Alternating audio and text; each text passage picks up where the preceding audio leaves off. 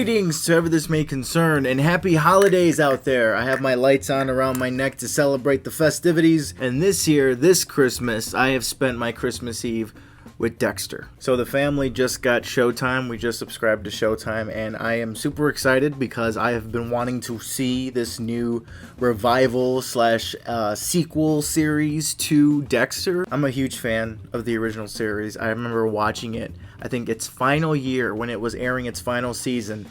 That's when I started watching it on Netflix. And I remember not seeing the last season on Netflix because it was still airing on television. 2014 was the year I started high school, and 2013 was the year that this show ended. So in that little gap where I was finishing middle school and starting up high school, that little break, that summer break, I sat down and I watched Dexter from season 1. And it quickly became one of my favorite TV shows. So when I heard that Showtime was bringing it back and they were continuing the story of Dexter Morgan, I was hyped. So hyped, in fact, that I did a whole trailer reaction on this channel. If you want to go and check it out, top right hand corner, or it'll be available at the end of this video. But I did a whole trailer reaction when the first sneak peek or the first official trailer came out. I wanted to sit down and watch it, and I was just so psyched for it. So psyched. But I didn't have HBO for the longest of time. Until recently, we subscribed, and now my parents and I sat down and we watched the first 5 episodes together. There is 10 episodes in this season. Currently, episode 8 is being aired, so the last 2 episodes have yet to be aired and have been seen by the public. So I decided what better way to review it than do the first 5 episodes. I'm going to review the first half, spoiler free, so don't worry about being spoiled. I'll save all the big what the hell moments, important tidbits for your experience if you sit down and watch this. But here I'm just going to give you my first initial thoughts on the series so far. So this series revival stars Jennifer Carpenter, Julia Jones, Jack Elcott, Clancy Brown, Alano Miller, and of course Michael C. Hall reprising his role as Dexter Morgan. And this series picks up 10 years after the events of the last season, where we saw Dexter flee his dark past in Miami to try to get away from it all by secluding himself in the snowy northern parts of New York, until he's pushed to the edge one day and these urges resurface. Thus, his new world that he has created for himself comes crumbling down slowly. On top of all this, Dexter's long-lost son, Harrison, comes back to find him after years of being abandoned. So with his past slowly resurfacing, can Dexter weave his way out of all the troubles that come his way? So my first impressions of the series so far is that I'm enjoying it quite so. Again, as a fan of the first series, I just feel so hyped, and it feels like an itch is being scratched because I personally didn't think that they were going to come back with Dexter. I know a lot of people had trouble with the original finale. I personally didn't mind where they ended it. It ended in tragedy. It ended with him going into isolation, and it felt like it made sense to me. So to see this revival pick up where we last left him, it's very interesting, and I really enjoy where they're going moving forward. Dexter is such a different character since we last saw him. Literally, it's been 10 years since he's killed anything. So this is the longest he's kept his dark passenger at bay. And it's fun to see the writers explore what situations to put Dexter in when he hasn't done any of this for a very long time. And it's also interesting to see that by the end of the first episode, he's back as the person that we all know him to be. So it does not take long for him to get back into his dark urges, which I do like. I felt like they might, pace it out a little longer, so where we don't see his first kill until maybe later, maybe episode 2. But no, it's episode 1 where we really get into it, and I just like how they kind of kicked it off towards the end of that first episode. Episode 1 is a great episode. I'll tell you that right now. It gets you into it. It gets you hooked for sure, and I couldn't wait to press next episode after I saw the first one. I'm kind of glad that I have I think 7 episodes to binge, because I can't really see myself waiting week after week for these episodes, because again, it gets you hooked and it gets you going right into the next one, which is really awesome. There are some returning faces in this revival series, which I am pleasantly surprised to see, especially the inclusion of his sister Deborah Morgan, played by Jennifer Carpenter. Those of you that have seen the original series from beginning to end, you know what happens to her at the end, so it's very interesting to see her come back and play this new role in this new revival series. Similar to the first one, there's a lot of dark comedy that's sprinkled in here, and I feel like, again, it's paced out very well. It doesn't feel kind of out of left field at places. It feels like it's done right. When things need to be dark and serious and dramatic, they are.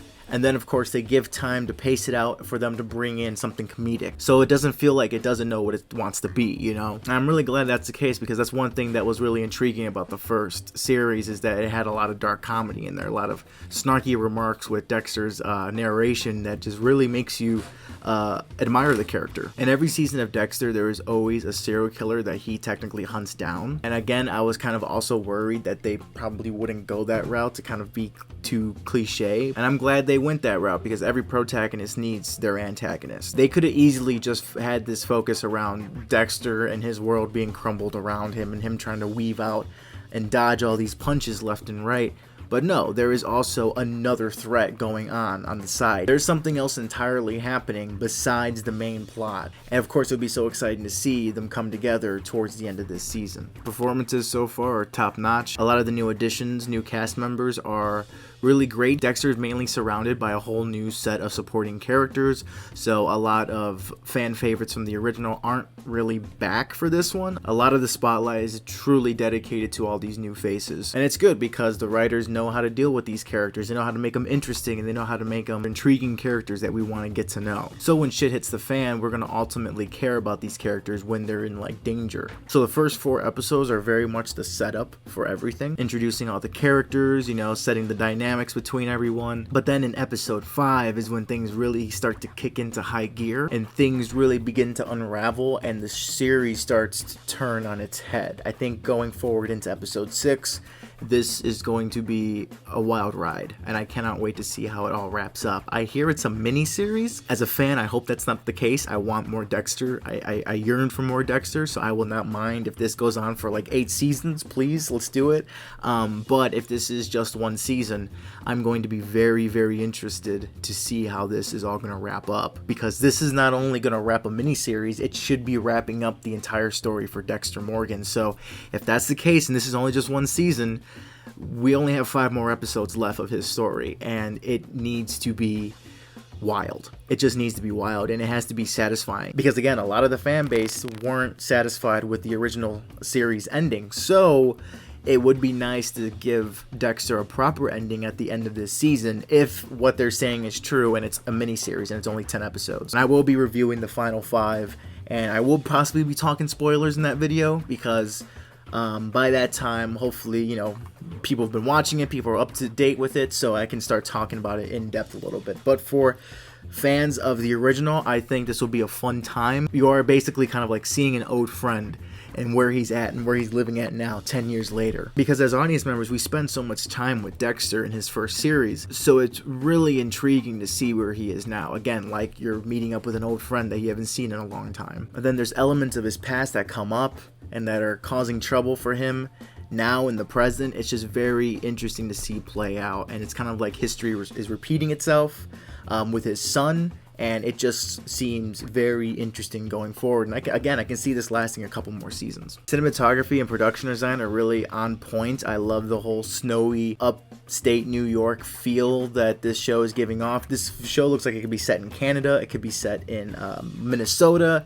It has heavy Fargo vibes. There's even a Fargo reference in one of the episodes, which was pretty hilarious. So I like that contrast in the setting, because the original one was set in Miami. So it's really cool to see Dexter kind of try to like maneuver around this new land, because he doesn't have the Atlantic Ocean to just throw bodies into, you know. He has to start thinking about how to get rid of bodies a little more efficiently, you know, than he did before. For new watchers, for newcomers to the show, if you haven't seen the first series, I would recommend watching all of it and then coming into New Blood, because New Blood feels very much like a continuation. It doesn't feel like it's something that can hold on its own, that it could be told from beginning to end. I mean, it can, because it does fill you in on some of the past and what happens in some of the original series, but I still think to really get that whole like, oh my god, so-and-so's back, or I recognize that face, or it's just like this moment from the original, to really get the fan service out of it, I really suggest going back and watching the first series. So with all that being said, so far I gotta give Dexter, you know what, I don't think I can rate the first 5 episodes so far. This is just the first half of what is a full story. So if this ending is really good, it's going to impact the rating overall. And if it's really bad, it's still going to impact the rating overall. So right now, if I had to estimate, I mean, right now it's sitting at a solid 4 out of 5 Skarsgårds. but that could very well change. I can go like, it could gain 1 more star and be a solid 5, or it could sadly lose a couple. So right now it's sitting at like a 3.5, 4 Skarsgårds for sure. But of course, when the final 5 episodes or the last 2 episodes air and I watch all the episodes and I finish it, I will be reviewing the second half and we'll be talking about things in full detail. So that is it for today's video. Thank you so much for reaching to the end of it. Have you seen Dexter New Blood? Have you seen the original one? Are you a fan of Dexter? Are you not? Let me know down below. As always, please like, share, and subscribe to support this little side hobby I am doing. I hope you're all safe and well out there, and I'll see you all in the next one. Take care.